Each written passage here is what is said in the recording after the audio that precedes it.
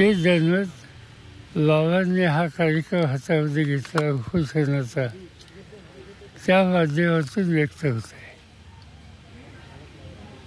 लोकांच्या चर्चा ही होते की कालच्या ज्या निवडणुका झाल्या त्या निवडणुकीमध्ये सत्तेचा गैरवापर आणि पैशाचा महापूर या गोष्टी यापूर्वी कधी बघितल्या जात्या. स्थानिक पातळीवरच्या ज्या निवडणुका असतात त्याच्यामध्ये अशा तक्रारी कुठे ना कुठे ऐकायला मिळतात, नाही असं नाही.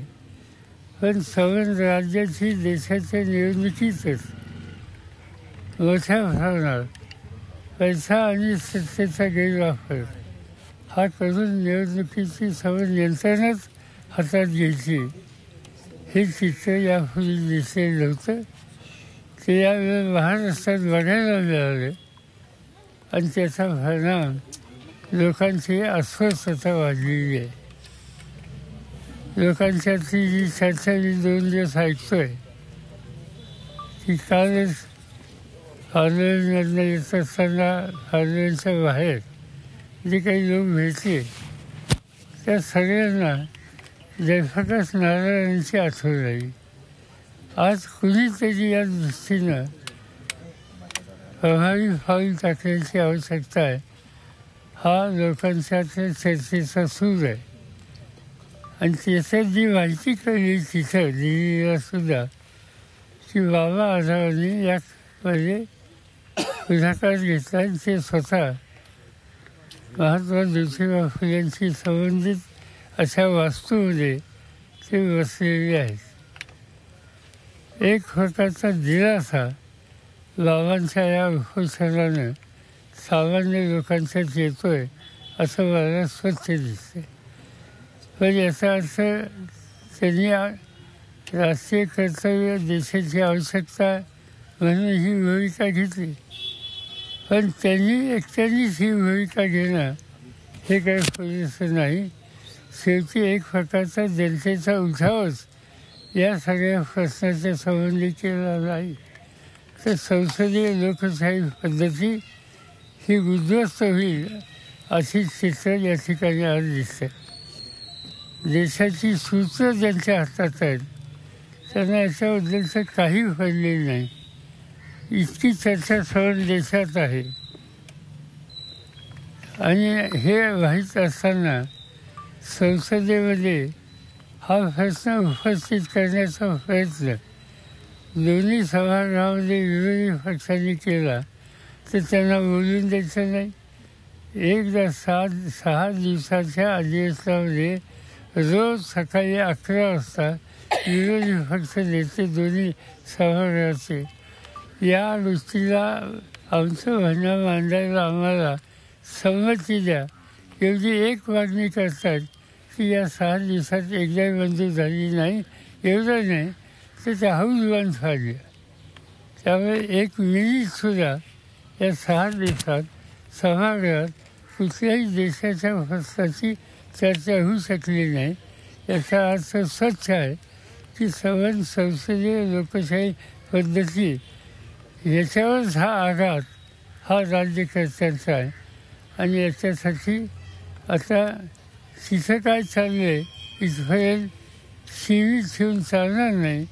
शेवटी लोकांच्यातच जावं लागेल, लोकांना जागृत करावं लागेल. खरं म्हणलं तर लोक जागृत आहेत, त्याच्यात कोणताही उठाव केला पाहिजे. आज त्याची आवश्यकता आहे. हे बाबांच्या उपोषणातलं स्पष्ट झालेलं आहे आणि माझी खात्री आहे की याचा परिणाम जो आवश्यक आहे तो आज ना उद्या हा देशाशिवाय राहणार नाही. सत्तेचा गैरवापर आणि बऱ्या लोकांना संरक्षण या दोन्ही गोष्टी या ठिकाणी दिसत आहेत. त्याच्यात सखोल मी जाऊ इच्छित नाही, पण आज हे प्रश्न उपस्थित झालेत त्याची नोंद आपल्या सगळ्यांना घ्यावी लागेल. राज्यभरात 22 उमेदवारांनी फेरमतमोजणीची मागणी केली साहेब, समाविष्ट आणि पैसे देखील भरले आले होते. 30% मतं मशीनमध्ये देतो असं तुम्ही सांगितलं मगाशी, पण तुमचा विश्वास बसायला नेमकं काय होतं ते मतं 30% ऍड करण्याचं? असं दिसतंय. आता माझ्या हातात त्याचा पुरावा नाही आहे काही लोकांनी प्रेझेंटेशन आम्हाला केले की हे या पद्धतीने करणं शक्य आहे, ते केलं जाईल. त्यात आमची कमतरता आहे की आम्ही त्यांच्यावर विश्वास ठेवला नाही.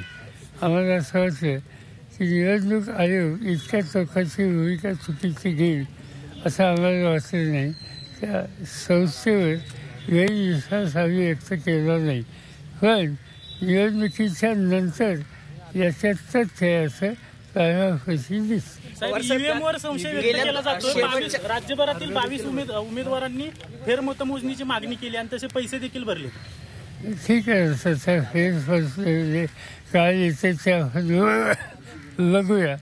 पण मला शंका वाटते याचं काही फार पुढे येईल असं. साहेब, शेवटच्या 2 तासात ना काँग्रेसच्या अनेक नेत्यांनी देखील आरोप केले, शेवटच्या 2 तासात राज्यात 7% वर मतदान झाले. बाळासाहेब थोरातांनी आकडेवारी सांगितले की शेवटच्या 2 तासात 5.5 लाखापेक्षा अधिक मतदान झाले. असं होऊ शकतं असं तुम्हाला वाटतं? आता ते आकडेवारी जी आलेली आहे शेवटच्या 2 तासाची ती धक्कादायक अशा प्रकारची आहे. बाळासाहेब थोरात जे बोलले ते एकट्या बाळासाहेब नाही अशी माहिती अनेकांनी दिली, आधारासह दिली आणि त्याचा विचार हा करावा लागेल. कालच काँग्रेस पक्षाची कार्यकारिणीची बैठक झाली, त्याच्यात या विषयाची काही चर्चा झाली आणि एकत्रित बसून ही जे इंडिया आघाडी हे जे संघटन तयार केलेलं होतं त्याने हा विषय घ्यावा अशी चर्चा आहे. माझ्या मते सोमवारी मंगळवारी याच्यात काहीतरी निर्णय होईल. साहेब, जे 15% मतं सेट केली गेली असं सांगितलं जातं, खरंच तुम्हाला विश्वास बसते का या गोष्टीवर? आधी बसत नव्हता, पण आता त्याच्यात तथ्य असं प्राथमिक दर्शक दिसायला लागले. साहेब, एकनाथ शिंदे गृहमंत्री पदावर अडून बसलेले आहेत. गृहमंत्री केलं तरच उपमुख्यमंत्री होणार नाही तर दुसऱ्या कोणातरी सरकार स्थापन होत नाही. त्यांना विचारून गमत असं आहे की इतकं स्पष्ट बहुमत असताना या राज्यात सरकार बनत नाही आणि आजच वाचलं की आता 5 तारखेला काय होण्याची शक्यता. याचा अर्थ स्वच्छ आहे की लोकांचं मत बहुमत या सगळ्या गोष्टी काही महत्त्वाच्या नाहीत. जे काही चाललं आहे ते राज्याला यश होऊ नये. मुहूर्त नाही सांगितलं साहेब, मुहूर्त नाही म्हणतायत. मुहूर्त नाही, दीपक केसरकर म्हणतायत मुहूर्त नाही. निवडणुकीमध्ये पैशांचा महापूर पाहायला मिळाला आणि एकंदरीतच लोकांची अस्वस्थता देशामध्ये वाढायला लागलेली आहे. संबंध देशाच्या निवडणुकीमध्ये हा सगळा असा प्रवाह दिसतोय असं शरद पवार यांनी म्हटलंय. या झालेल्या निवडणुकीमध्ये सत्तेचा गैरवापर झाला, पैशांचा महापूर वाहिलेला पाहायला मिळाला असं त्यांनी म्हटलं. तर बाबा आढावांच्या पुढाकाराबाबत त्यांचं कौतुक केलं. या आंदोलनाच्या ठिकाणी भेट देण्यासाठी शरद पवार आता आलेले होते आणि बाबांच्या या आंदोलनामुळे एक प्रकारे लोकांना दिलासा मिळाला अशी प्रतिक्रिया त्यांनी व्यक्त केली आहे.